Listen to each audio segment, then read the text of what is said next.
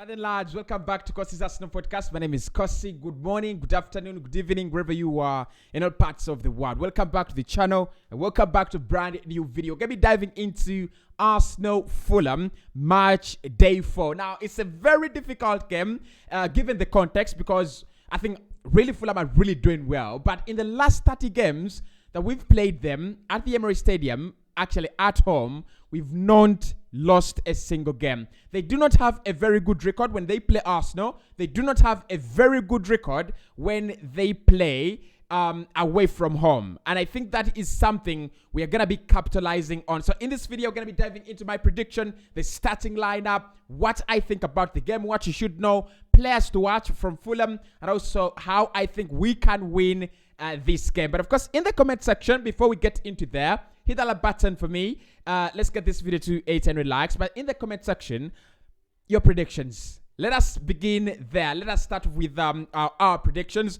I'm very optimistic on this one. I'm not even gonna lie, lads. I'm very optimistic. I think we are in very good form. We are in a very, very good shape. Fulham are not going to come easy. They're gonna be the complete difference between what we played or what we saw against Bournemouth and what we're going to play this evening. They're a very solid side. They're a very, very well-coached side. And I believe their ambitions, their thoughts about staying in the Premier League. It's a little bit different from Bournemouth, because I think Bournemouth are too respectful, in my opinion. Yes, they did win their first game against Aston Villa, but playing Manchester City and Arsenal back-to-back, I didn't see any kind of resolve in Bournemouth. But Fulham, opening day, it was Liverpool. It went 2-all. You could even argue that Fulham deserved 3 points in that game. Liverpool did well, of course, to find an equalizer, in that game. So I think, let's say this, guys, Fulham is going to be the starting point of testing this Arsenal side, because the Crystal Palace game we played, yes, I think Palace was still thinking about what they are this season. Then we took on Bournemouth, where I think they're not a match for Arsenal, especially this campaign. We took on Leicester City, who are also troubled this campaign. So I think Fulham, the form they're in, will determine how difficult the test is going to be, and how are we going to, respond? Because the truth is, on that, in that Bournemouth game, Arsenal didn't have to pull out of third gear to win it, right? But this is a game that will need Arsenal to pull into second gear or even first gear, for us to win it. And for me, look, I don't care as long as we win it. So my prediction in this one, Fulham have not won a game. We are unbeaten against Fulham in 30 games at home. In our last 15 meetings with Fulham, they have only won one game. So literally, I don't see how they're going to make history tonight. I don't see how they're going to make. They're going to rewrite history this evening. Quality side, difficult side. By my prediction stands, I will go with Arsenal 2, Fulham 1, and I think we will lead the game at halftime 1-0. Gabriel Jesus will come back onto the score sheet. I think Alexander Mitrovic will score. So that is my prediction. Arsenal 2, Fulham 1. I think it's gonna be a close one. I think Fulham have that kind of confidence in them. They will feel this is another time. This is another opportunity to take a point or probably 3 points off the big men. They did it with Liverpool, and now they will be in absolutely full of belief. But the truth is that they've not lost a game this campaign, and that is what is going to be motivating them. Arsenal 100% winning record is what we're trying to what we're trying to do. After this game, we take on Southampton. I think the boys will look at this game and go and think, you take on Fulham, you win that one. You take on Southampton, you win that one, and then you take on Man United, which is the better test. So what you do, you have to win this too. You definitely have to beat Fulham and Southampton. So I'm going for an Arsenal win, 2-1. Arsenal to win that game at halftime. Gabriel Jesus to come on the score sheet together with Alexander Mitrovic. Now, let's get into the starting lineup that I think Mikel Arteta will go for. Like I said at the beginning of the season, I don't expect as many changes as we saw last campaign to the starting lineup. It's going to be quite consistent. It's going to be quite similar throughout the season. We have played a consistent lineup for 3 consecutive match days. We last did that in 2003, 2004, and we've won our 3 opening games consecutively. Again, we last did that in 2003, 2004, and 2004, 2005. I think we will win a 4th game. We will field a similar lineup to what we saw in match day 3. I think Mikel will go. They play together. They've given me a reason to play. They've given me a reason to play together all the time. So what I'm gonna do, I'm going to play them again. So match day 4, I think we're gonna see a consistent lineup, and I want to see a consistent lineup. I want to see the chemistry building. Like I said, in my recent match reaction, there are things that are lacking. We are not yet there. We're still figuring out. We're a learning driver, still figuring out the gears so that we can, change the gears and play with the gearbox without looking on it. So you want that consistency to build the chemistry. Those passing patterns between Saka and Odegaard, between Martinelli and Gabriel Jesus, they need to keep on growing. Thomas Partey, personally, I believe he's not yet grown into the season. So if you play him, the more you play him, the better he becomes. If Partey can raise the standards that Xhaka has displayed so far this campaign, if Saka can raise the standards that Gabriel Martinelli has raised this campaign, we are going to be a quality side. We're going to be a better side, because that means if it doesn't work out with Martinelli, it's all right. It will work out with Bukayo Saka, just like we've seen it in the opening 3 games. It has not always worked out for Saka for the beginning of the season, this season, but Gabriel Martinelli has been on absolute fire, making assists, scoring goals. Gabriel Jesus as well, and Martin Odegaard. So in my opinion, keeping the same lineup is only to our advantage. The question is Fabio Vieira. We want to see him, and okay, I cannot make any promises because Mikel said everyone is fit for this clash, apart from Reece Nelson. Everyone is fit. So literally, Fabio Vieira is available. I want to see him. Look, I think one of the things is going to Mikel really wants is what Pep Guardiola has when he brings on Bernardo Silva or when he brings on Ike Gundogan. A game changer in midfield. That is what Fabio Vieira could be, and that is what Fabio Vieira is going to be. And I won't be very surprised if Granit Xhaka's minutes start being affected this campaign with the arrival of Fabio Vieira, because we know Xhaka is the starter now. There is no question about that. Unless Arsenal can pull off a late one for Yuri Tillemans, Xhaka remains the starter. So can Fabio Vieira start having his minutes in this Arsenal side starting this weekend? I would love to. I would definitely love to. I would also love, Edin Ketia to have more minutes, starting this weekend, because I feel the impact he's having, he started growing into the system. He started growing into the squad. And as one of the doubters of Edin Ketia, I'm starting to go, maybe the manager was right about him. Maybe he's not all that bad. Maybe he didn't have a manager that believes in him, a manager that sees his potential and what he can actually do. So let's get to the starting lineup. I will go with Aaron Ramsdale in goal. There is no question about his quality as a goalkeeper. Helped us in the last game to win, kept a clean sheet against Bournemouth. Now 2 clean sheets for him this campaign. And I think, look, with Aaron Ramsdale, you have a goalkeeper that is going to be very, very key in this game, because Fulham are a well-coached side. They will spot the mistakes. They will try to force mistakes in our playing style. You have the likes of Palhinha. You have the likes of Alexander Mitrovic, who is a monster up front. So as you draw the press out, because that is what we do, we drop players in, we draw opponents in, and then we create spaces in their midfield or behind their midfield, and then behind their defensive line. So as we try to do that, it's going to need us to have a clinical goalkeeper that will be passing that ball well. And I think in Ramsdale, you have that. You have a player, you have a goalkeeper who can know when to go long. You have a goalkeeper who knows when to go short. You have a goalkeeper who is confident when distributing the ball. And I think, look, Ramsdale, there is no question. Look, I've already talked about his mistakes. If he can iron them out, no question. Best goalkeeper for England. If they don't see that, I don't see, and I don't know when they will see that. But for me, right now, Aaron Ramsdale, best goalkeeper option for number 1 England. Now, with the back line, I'm going to keep the same back line that Mikel Arteta has used for the last 3 game weeks. I think we've done all right. Gabriel Magalhaes partnering William Saliba.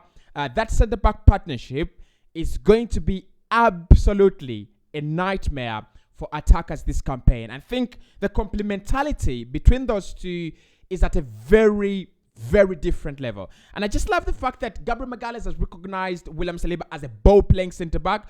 And Magalhaes has decided that however much he wants to be on the ball a lot of the time, however much he wants to be going up front a lot of the time, he's decided, I will stay, give you cover, go on William Saliba, do your thing. And we saw it paying a lot of dividends in that Bournemouth game. What a goal, by the way, from William Saliba. The reactions on the internet, the reactions from Alexander Zinchenko tell you what a beauty it was. Of course, it was another important goal for Arsenal because it just took the game so far away from Bournemouth. It just took the pressure so off of Arsenal's shoulders, and it was definitely done. But what I've liked about Gabriel Magalhaes, and I think he's really underrated this campaign, or as a centre back, no one has put Gabriel Magalhaes in their centre back partnership in FPL. Of course, many people have known, and the reason is he's underrated. He's definitely underrated. But ever since he arrived in the UK, ever since he arrived at the London colony, I'm gonna say this: he's been our most consistent centre back. Ever since we signed him, he's been our most consistent centre back, or even defender. You could even argue, because the likes of Tomiyasu have picked up injuries. The likes of Kieran have picked up injuries. The likes of Ben White picked up an injury, and his form also was affected. I think Gabriel Magalhaes, when his form dips, when his form drops, it is known to the lowest, and that is why I like him. Decent centre back, he has the physique, good in the air. Look, I just think he's the perfect match for Alexander Mitrovic, and I'm gonna say this: Gabriel Magalhaes, this is going to be a very huge test for him, because Mitrovic in the air, he's going to be as deadly as I think as Messi with his feet, because Mitrovic with his head is a menace. He's an absolute menace. He's going to take advantage of situations. He's going to force errors in the air, and he will punish you. Whenever there is a mistake, he will definitely punish it. In the last game they played against Brentford, Mitrovic, that header, late night winner against Brentford. I think Brentford were left devastated after beating Man United 4-0. They thought, we're going to go to Fulham and we will nick it. They didn't. They actually failed to even pick up a point against Fulham. So it's a difficult one. It's a very, very difficult one against Alexander Mitrovic. Now, for the fullbacks, I'm going to retain Alexander Zinchenko and Ben White. Ben White at right back, and Alexander Zinchenko at left back. I think Mikel Arteta is very, very cautious of what he's doing here, with Alexander Zinchenko playing predominantly as a midfielder. Of course, he's playing at left back, but much of his work, much of his activities happen down in the midfield, and then playing Ben White or Tomiyasu as a right back. Because look, when you think about Tomiyasu, when you think about Ben White, you're thinking about typical defenders. You're thinking about players that are going to stay back, and they will provide cover for Thomas Partey, Xhaka, Odegaard, and Zinchenko in that midfield. So Zinchenko, for me, most impressive start to Arsenal life. Most impressive start to Arsenal life. I doubted it. I had my own doubts with Alexander Zinchenko, because forget all the hype, forget all this, excitement. I never thought he was going to work. I never thought that Alexander Zinchenko, yes, he has the experience, and he's played at Manchester City, he knows the system, but I just never believed that it was going to work and work out so well. But Mikel Arteta creating that inverted role in at left back. It happened last campaign when Quarantine was playing there, and we all thought probably this is the new era. This is what Mikel Arteta wants to do. And with Alexander Zinchenko, you can clearly see that Mikel Arteta's plans are well executed. Because look, I think what Mikel wants is to have the ball in the opposition half a lot of the time. And to do that, you're going to have numbers. To have the numbers, you will need as many players that are comfortable on the ball. Xhaka, Zinchenko, Partey, Odegaard, Gabriel Jesus, Martinelli, and Saka. All those players have one thing in common. They're very good in the opposition half, and they're very good on in retaining the ball. They will have the ball and they will keep it. And then Ben White, Saliba, and Gabriel Magalhaes always form the back three, which makes us, yes, it's always a high line. So if someone drops that ball beyond our defense, it creates problems. But I don't think for now it's going to be it's going to be a concern, especially in the Fulham game. I think Fulham difficult in the air. That is where you need to be afraid of them. You need to be tracking Mitrovic, and you need to be stopping them making those runs, especially wide of the pitch. But so that is my back line. I've gone with the same back four that we've seen for the past 3 game weeks. My midfield 3, I will go with Thomas Partey. He's lacking. Guys, we need to agree to this. Thomas Partey's form this campaign is not yet there. Now, I've said this for 3 game weeks, and I'm going to say this again. There is no player in this Arsenal side that will give us better than Thomas Partey. Thomas Partey half fit is the best we can get from other players like Ainsley, from Elneny, from Lokonga when they're fully fit. So one thing I'm asking for, of Thomas Partey, I want him to get back to his feet. I want him to get his head back, his form back, before we get into the difficult zone, before we get into the hard games. And also, Thomas Partey is going to be absolutely key in this game. When you play the likes of Palhinha, the work rate that Fulham have, the willingness they have to fight for the ball, the press, the high counterattacks, you need your defensive midfielder to be absolutely on point. In the Bournemouth game, I felt like he had a good game. He was okay, but he was not yet there. He's not yet there. You can't see when Arsenal lose the game, how much time does it take us to win it back? How cleanly do we win it back? And in what areas of the pitch do we win the ball back? If we win the ball back from the center line, up to high up the pitch into the opposition half, then Thomas Partey is doing well. But if we need to be forced back into a defensive block, in order for us to win the ball back, then Thomas Partey is not having one of the best games in the world. And also, the progression, our transitions, they are not working well. Our transition is being affected by Thomas Partey's, fall of form. He's slightly off form. And I think Mikel knows this, and that's why, he's trying to play him throughout the 90 minutes, although he's not playing well. He's trying to get his confidence back. He's trying to get his head back in the game, because he's a very, very important player in that team. Alongside him, Alexander Zinchenko, Granit Xhaka, and Martin Odegaard. I think Odegaard had a very good game against Bournemouth. He scored a brace, but it's not the point. The point is him attacking balls ruthlessly. The point is him having that, having those, direct attacks, direct impact onto the final third, trying to score goals, trying to be ruthless in front of goal, and trying to take up the opportunities that are always going to fall his way. Because when you're playing in that position as a number 10, you're going to have multiple opportunities. We saw it in the first game against Crystal Palace. Gabriel Jesus gives him a wonderful ball, and then he tries to cut it back, pull the trigger. I don't think anyone is going to call Martin Odegaard, Mesut Ozil, and selfish kind of players. No one will ever say that. So I think Odegaard, in my opinion, needs to do more of what we saw him do in the Bournemouth game. He should have scored a hat-trick, in my opinion, but he didn't want it. And that is one thing I want. I want him to be just like Gabriel Jesus. When Gabriel Jesus scored 2 against Leicester, he almost scored a hat-trick. You almost felt like the third goal was coming. And I think that is what Martin Odegaard is lacking. I want him to be that kind of scary guy, just like Kevin De Bruyne. When De Bruyne has the ball, you're expecting 2 things: a shot on goal or an assist.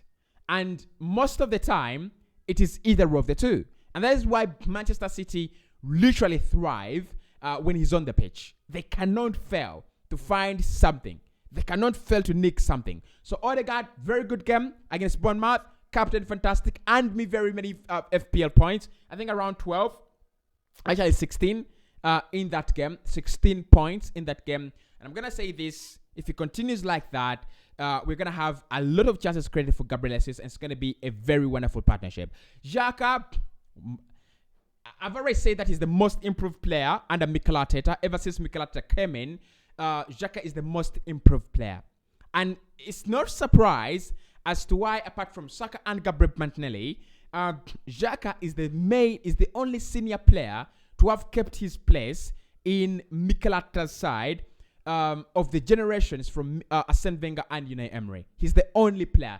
He's really improved a lot. And to an extent that Mikel Arteta has created another role for him, a special role for him up the pitch, he's thriving in it. He's absolutely thriving in it. You know, he's getting into the penalty area lots of the time. He's trying to score. He's trying to make assists. He's shooting on goal. He's enjoying life. So the midfield 3 for me stays.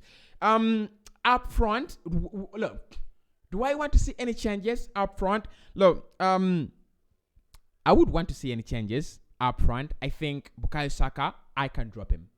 I can drop Saka in this game. And I know many people would be absolutely angry with me. But I would drop Bukayo Saka and play Fabio Vieira. I'm really kidding. Can't drop Saka. I would play Saka there. He's just off form. That's it. We just need to live with the fact that your players can be on form for some time, and they will be off form, for the other time. But the truth is, Saka, very important for us in the last two seasons. If we can get him back, we just need to get Saka and Partey back. Because actually, one thing I think Saka is lacking is the number of times Partey used to play that ball into him. If we can always do that, Partey comes back to life and then plays that ball into the path of Bukayo Saka lots of the time. One thing we know about Saka is that he has the pace, he has the skill, and he's a very precise guy. That is one thing I love about him. Very precise. When he drops the shoulder, he will throw the ball into the box. When he drops a shoulder, he will have a shot. When he drops the shoulder, he will look the feet of Martin Odegaard. It doesn't take too much. Right? Look, one thing I like about him, that's it. So Saka stays in the lineup 100% until he gets better. I will keep on picking him. Gabriel Martinelli, obviously, he must score against Fulham. I think, look, with Gabi, one thing he must know is if you're going to beat competition from Fabio Vieira and Emile Smith-Rowe, you need the goals. You need the goals on that forward line. Now, Arsenal looking at Pedro Neto. If we sign Pedro Neto, you cannot stand off the competition if you're not scoring goals, right? He doesn't track back so much, so you must be able to start from the center line and then give us a lot of output in the final third. Don't get me wrong. He's really started off this campaign very well. He's really started off very well. And if he can continue like that, for me, score more goals in the Bournemouth game, should have scored, right? Needs to be more clinical, more ruthless. Should have scored in that game. So, Gabi to the left, Saka to the right, and of course, Gabriel is my striker in FPL for the whole season. I patterned him with Harry Kane in FPL because I think Harry Kane is also another clinical beast in the Premier League. So I've gone with Harry Kane and Gabriel Jesus in my FPL. But Gabriel Jesus, look, the sky is the limit. The sky is the limit. This Arsenal side have already shown us that they're going to create chances for him. He's literally taken a chance in every game that he has played for us. a chance in every game, right? And that's one thing I love about him. I want a striker that will have a shot on target every game. It's not the same business like with Alexander Lacazette, because with Lacazette, he's a striker that will literally not score a goal. As simple as that. He will not have a shot on target for 90 minutes. But Gabriel Jesus, he will have a shot on target. I think against Bournemouth, he scored. He was offside. 2 against Leicester City. And against Crystal Palace, had a shot. It was served. And then Gabriel Martinelli slashed it wide. So, two goals in the last 3 appearances. It's now going to be 4. He needs another goal. And I think he will score in this game. So players to watch out for in this one on the side of Fulham, I think Joe Palhinha. Joe Palhinha is a player to watch. He's a defensive midfield beast. He absolutely ruled out any chances for Liverpool having spells of possession in that game. And what a signing. Honestly, that is what I'm going to say. What a signing. The other player is Alexander Mitrovic. You need not to give him the space. In the air, alongside you. Look, as a defender, you don't want to be on the wrong side of Alexander Mitrovic. As a defender, you don't want Alexander Mitrovic to jump before you jump. And you don't want to have any mistimed headers when he's in front of you or behind you, because he will capitalize on those small chances. So those are the 2 players to watch. Of course, there is Bernd Leno, and I think Leno is a quality goalkeeper. Look, we will score against them, but with this Fulham side, he's having a role that he understands very well. He's going to be a casual goalkeeper, just like you see Fabianski at West Ham. These are traditional goalkeepers. What makes them poor is the added responsibility of playing with their feet. But if you tell them your role is to produce the reflexes, your role is to take the goal kicks, your role is to take the free kicks in deep in our area, and your role is to stop strikers from scoring into your net. He's a quality goalkeeper. It's the first time we are playing him ever since he signed for Fulham, and I wish him all the best, but I hope we win this one. So definitely, I'm going to go for Arsenal 2, Fulham 1, Mitrovic to score, Gabriel Jesus to score, and another goal for Martin Odegaard.